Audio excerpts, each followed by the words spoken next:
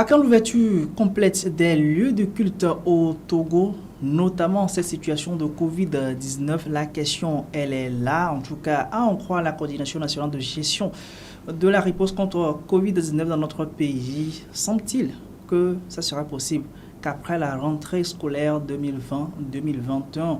Mais tel n'est pas forcément du goût des entités. Il y a certaines entités qui prônent quand même promptement l'ouverture des lieux de culte. C'est également le cas pour l'association chrétienne pour la gestion des églises. Le président est avec nous pour nous en parler. Bonjour et merci de nous choisir dans le cadre de cette émission hebdomadaire. Ça discute. Nous parlons de Covid-19 bien sûr, mais nous parlons également de l'ouverture des églises. Il s'appelle Monsieur Atigan Kodjo Emmanuel. Bonjour. Oui, bonjour monsieur. Comment on se porte? Ça va très bien par la grâce de Dieu. On gère. Malgré Covid. Tout à fait. Tout à fait. Alors, parlez-nous d'abord, avant de parler de Covid-19, on va parler un peu de votre association. Je rappelle ACGE, qui est l'Association chrétienne pour la gestion des églises. Exactement. CGE, Association chrétienne pour la gestion des églises, est, disons, née récemment en 2019. Suite à notre assemblée générale qui a eu lieu en août. Et après, nous avions fait un lancement de nos activités en novembre 2019. Et nous avons fait notre planning pour l'année 2020.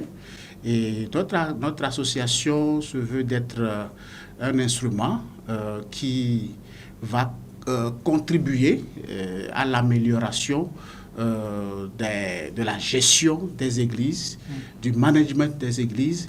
Et de là, nous tirons la mission qui est celle de renforcer les capacités des leaders religieux et des associations chrétiennes pour prôner la bonne gouvernance, pour la promotion de l'Église. Alors, vous parlez de gestion, vous parlez de bonne gouvernance des églises. À quoi faites-vous concrètement allusion? Est-ce que c'est suite à des constats, des remarques, qu'aujourd'hui vous voulez quand même aller vers cet idéal-là? Tout à fait. Effectivement, quand on parle de gestion dans l'Église, n'oubliez pas que l'Église aussi est une entité.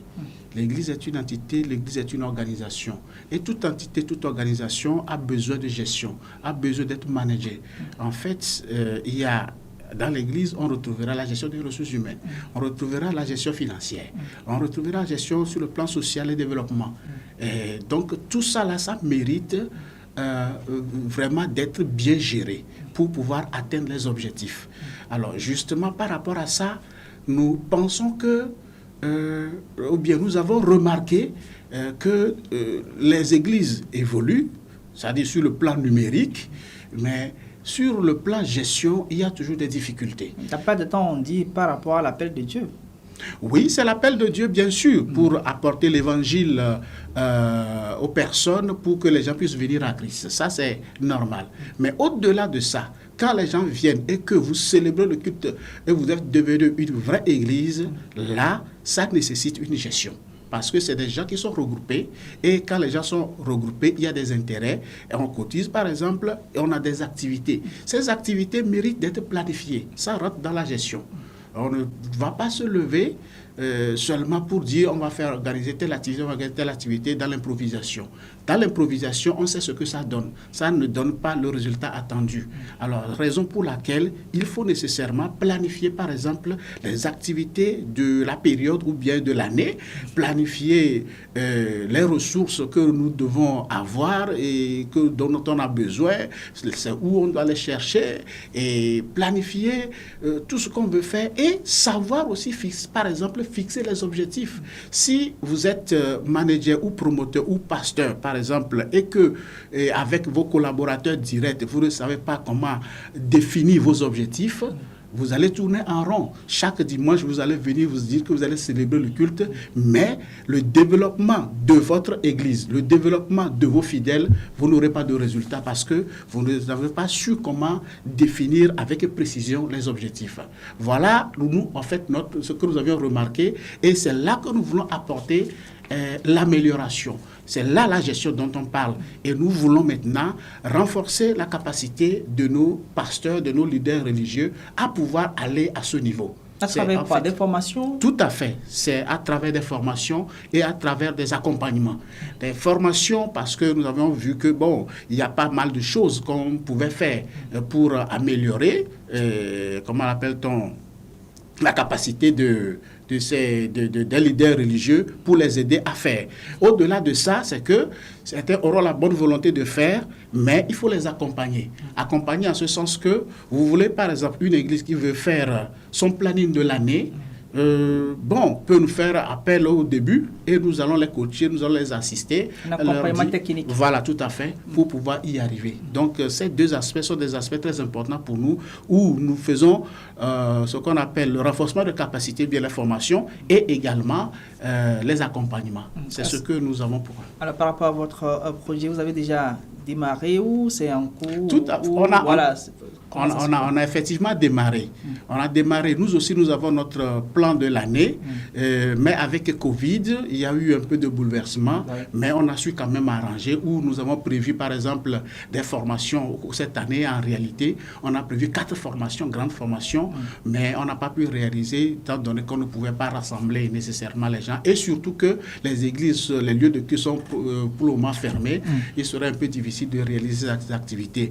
Alors, nous avons fait du palliatif en allant sur, par exemple, faire certains tutos, certaines choses sur le net et que nous publions sur nos réseaux sociaux et sur notre site internet. C'est une association des chrétiens, il faut le dire, association, donc je vais rappeler des chrétiennes. Association chrétienne pour la gestion des églises. Alors, est-ce que vous êtes vous-même pasteur ou ce sont des chrétiens qui sont membres ou comment vous faites dans l'association? Ok. Et personnellement, je ne suis pas pasteur, je suis aussi un fidèle d'une église et les membres de l'association sont des fidèles, sont des membres, sont des chrétiens.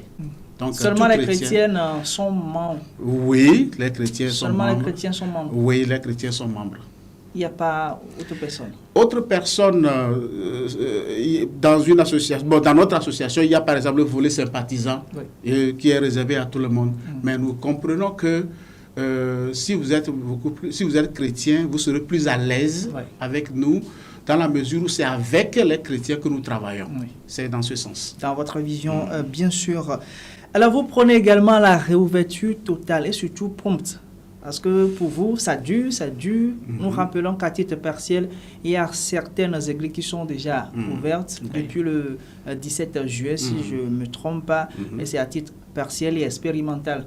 Mais vous, à votre niveau, vous ne voyez pas ça d'un bon oeil quand même. Vous pensez que ça dure un peu trop? Tout à fait. Nous pensons que ça dure un peu. Pourquoi? Parce que depuis le 17 qu'on a fait l'ouverture partielle. D'ailleurs, avant le 17, c'est depuis mars. Mars qu'on a fermé les lieux de culte. Mars jusqu'à chose là, ça fait plus de 6 mois. Et déjà, en juillet, qu'on a fait l'ouverture partielle, nous attendons à une expérimentation d'1 mois. Et bon, pensant qu'un mois après, les choses pouvaient aller au mieux, ou bien on va faire l'ouverture totale, mais ça n'a pas été le cas. Mais c'est le gouvernement qui évalue. Oui, justement, ça on n'en disconvient pas. Le gouvernement a évalué, ou bien évalue jusqu'à présent, mais les réalités du terrain aujourd'hui nous poussent à dire que c'est un peu trop, dans la mesure où déjà, l'expérience que nous sommes en train de faire depuis le 17 juillet jusqu'à présent, je peux dire que l'expérience là est concluante. Donc, il va falloir qu'on passe à l'étape supérieure. Sinon, selon les dires ou bien selon les conclusions, il faut vivre avec le virus. Alors, s'il faut vivre avec le virus et empêcher certaines personnes de vivre, là, c'est grave. Est-ce qu'on empêche?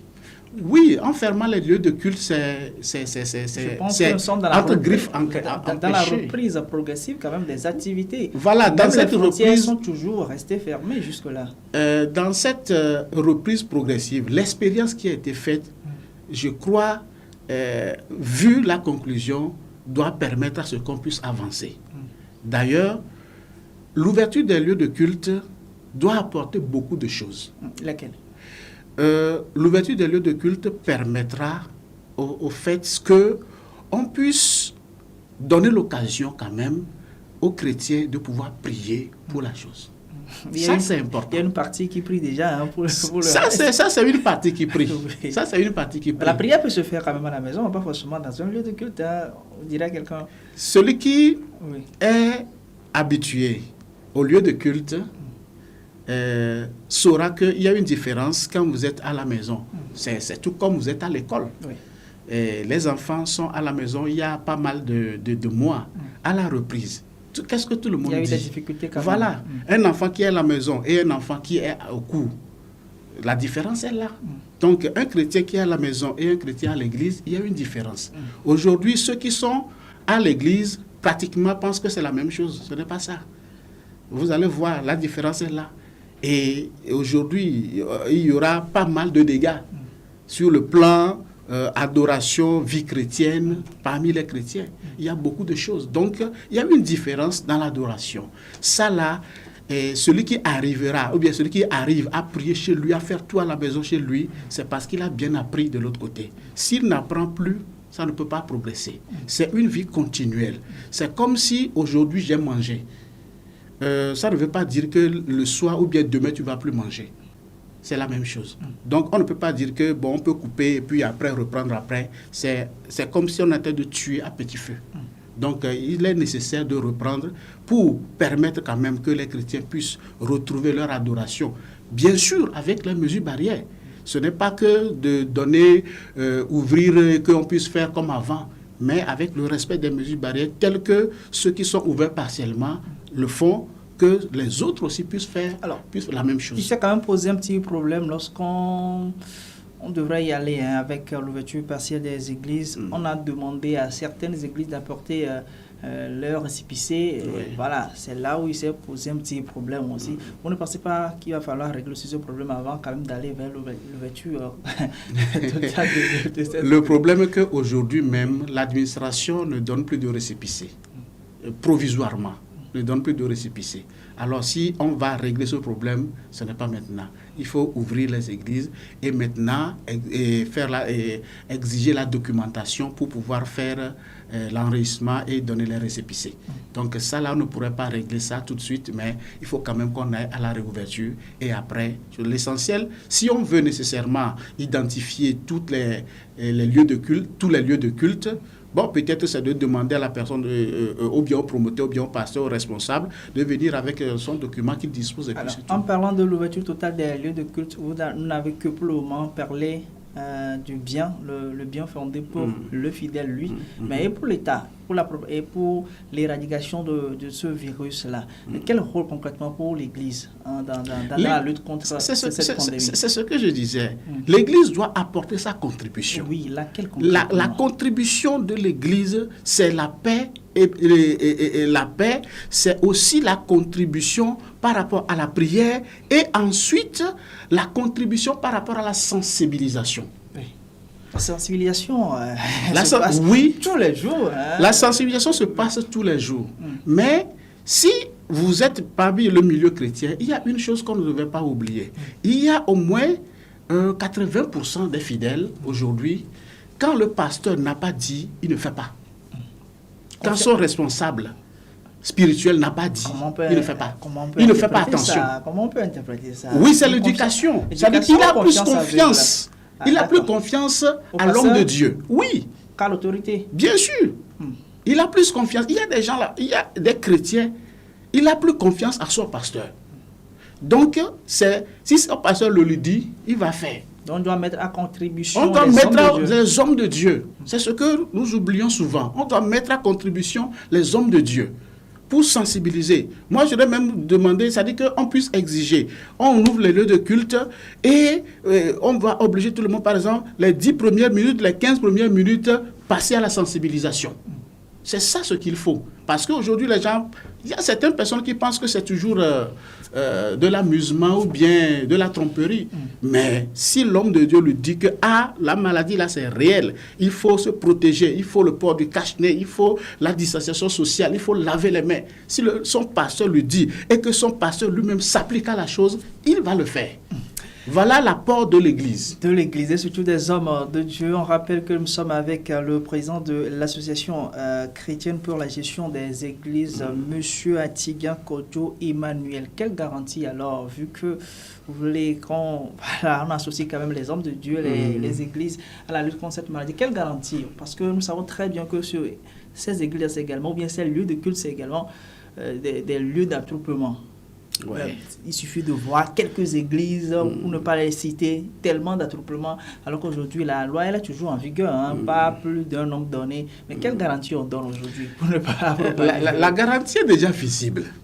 Non, ça, c'est expérimental. Justement, l'expérience qu'on a fait là, ça prouve, parce qu'on doutait. L'autorité doutait de l'engagement des leaders religieux. Est-ce que les gens là vont vraiment respecter les mesures barrières? C'est la raison pour laquelle on a dit de faire partiellement. Et l'expérience partielle là, on a vu que ces leaders religieux sont vraiment engagés et ont appliqué les mesures barrières. Alors, dans toutes les églises, ils l'ont fait. Est-ce qu'on peut comparer et cette expérience-là à ce qui est de la réalité? Parce que lorsqu'on parle des églises aujourd'hui, on ne va pas forcément les nommer, mais à part les églises de grande taille, il y a aussi d'autres églises pratiquement dans tous les coins, les recoins dans nos quartiers. Oui. Vous passez dans un quartier le dimanche, bon, plus ou moins, vous pouvez compter 2-3 églises dans un petit périmètre. Vous n'a dit combien? Alors, quelle garantie concrètement? Parce que là, on tombe carrément dans autre chose. La garantie serait à part ce que je viens de dire, serait autre chose que je ne peux pas définir. C'est un peu difficile.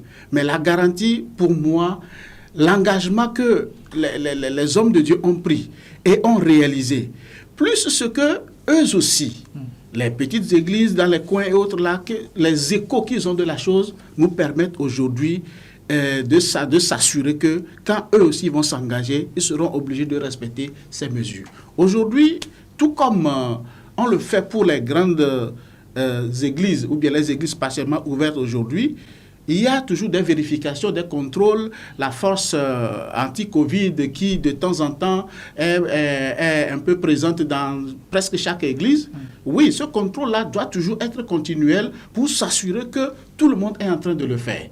Si quelqu'un ne le fait pas, bon, ça c'est clair, on ne peut pas l'accepter. Donc, pour moi, il faut ouvrir et permettre à ce que ça puisse fonctionner. Et quand on remarque qu'il y a une brebis galeuse, bon, ça, on le met de côté. Très bien. Est-ce que vous avez déjà eu à faire des démarches auprès des autorités ou quand même au niveau des fédérations? Parce que vous savez très bien qu'il y a des fédérations, des associations pour les églises et autres. Quand on prend les assemblées de Dieu, il y en a, on prend FEMIT, bon, il y en a tellement. Est-ce que vous avez des relations avec ces organisations-là pour en parler? C'est ça. En fait, nous avons fait des démarches. D'abord, même depuis qu'on a fermé jusqu'à un moment donné, nous avions fait des démarches, même avant l'ouverture partielle. On a écrit à l'autorité pour demander l'ouverture et on a fait des propositions de protection au sein des églises. Et certaines de ces mesures ont été prises en compte lors de l'ouverture partielle. Et ça, nous remercions l'autorité pour ça. Et au-delà de ça, maintenant, par rapport aux fédérations et aux autres églises, nous avions fait également des démarches à l'endroit de certaines où nous avions pris des contacts et on a suggéré des actions à leur endroit. Et chaque fois, ces associations et fédérations également rencontrent l'autorité presque périodiquement pour discuter de la chose. Et au-delà de ça, actuellement même, nous avons un projet que nous sommes en train de concevoir à l'endroit de ces fédérations pour faire comme des actions à mener dans le sens de la réouverture totale des lieux de culte. Donc, il y a quand même une relation entre nous. C'est nos aînés, nous sommes jeunes, mais quand même, on a quand même une petite relation avec eux qui nous permet de passer les informations. Alors, d'ici là, puisque vous prenez quand même cette réouverture aussi vite que possible, mais si ça ne venait toujours pas? Nous allons toujours continuer par demander. Oui, demander. Bien sûr, on ne peut pas faire autrement, puisque Dieu a donné autorité à l'administration. Oui. Oui, et nous allons toujours leur demander, leur expliquer le bien fondé de la chose. Un pays sans église, c'est grave. Oui, l'église, c'est l'église qui éduque à la paix. C'est l'Église qui éduque. C'est l'Église qui éduque à la. Dans le document, on pense que l'Église a l'opium quand même de. Et cette idéologie est partagée par aussi bon nombre de personnes. C'est les dérives de la chose. Et c'est ce que nous voulons faire. Nous voulons apporter l'amélioration à la gestion. C'est ça les dérives. Et si vraiment il y a une très bonne organisation, nous avons même des propositions pour l'administration en matière de la gestion sur le plan administration. Oui, pour ces dérives et autres-là, l'administration publique doit pouvoir encadrer d'une manière avec des réglementations bien données. Donc, on a des propositions pour ça. Mais il faut dire que l'Église, dans un pays, l'Église a son rôle et doit apporter la paix, la non-violence et donner une éducation citoyenne. Très bien. Je rappelle qu'il y a quand même une police de culte dans notre pays pour ça. Je n'ai quand même pas voulu aborder le sujet, mais vous que vous aviez aussi évoqué le cas des dérives.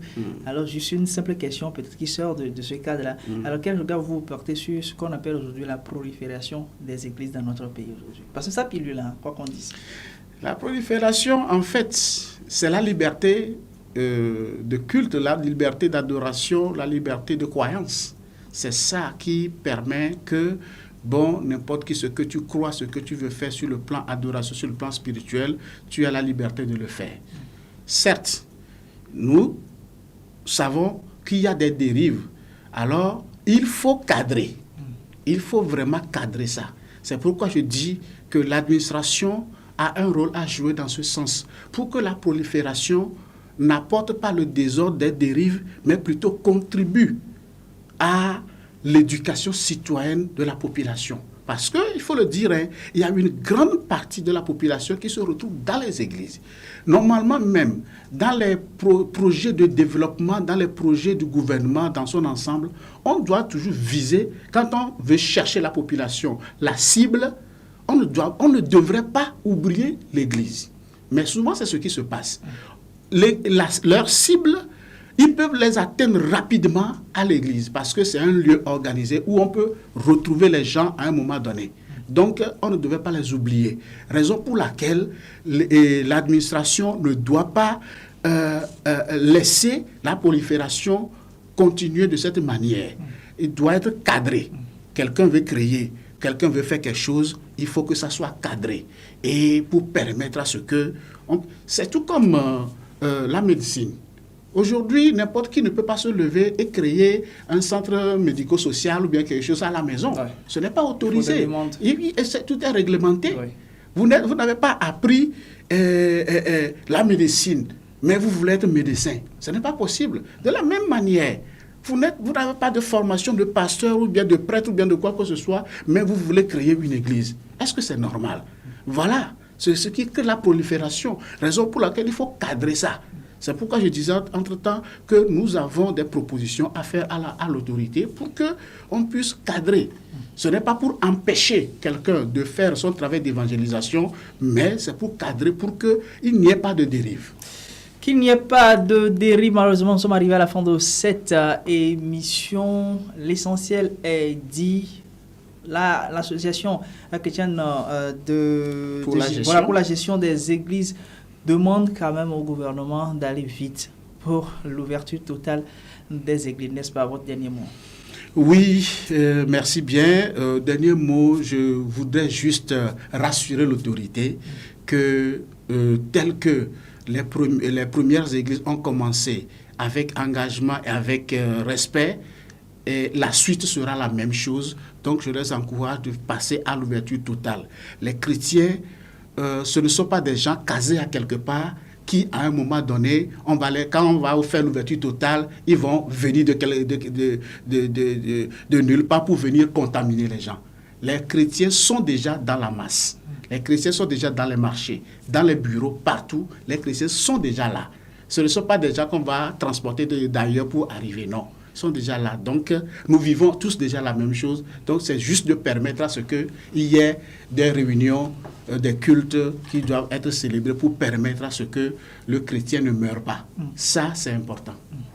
Merci, monsieur Atiga Kodjo et Emmanuel. On rappelait le président de l'ACGE, Association chrétienne pour la gestion des églises. Avec lui, nous avons un peu parlé de la situation de Covid-19 dans notre pays, mais face quand même, pour le moment, à l'ouverture partielle des églises.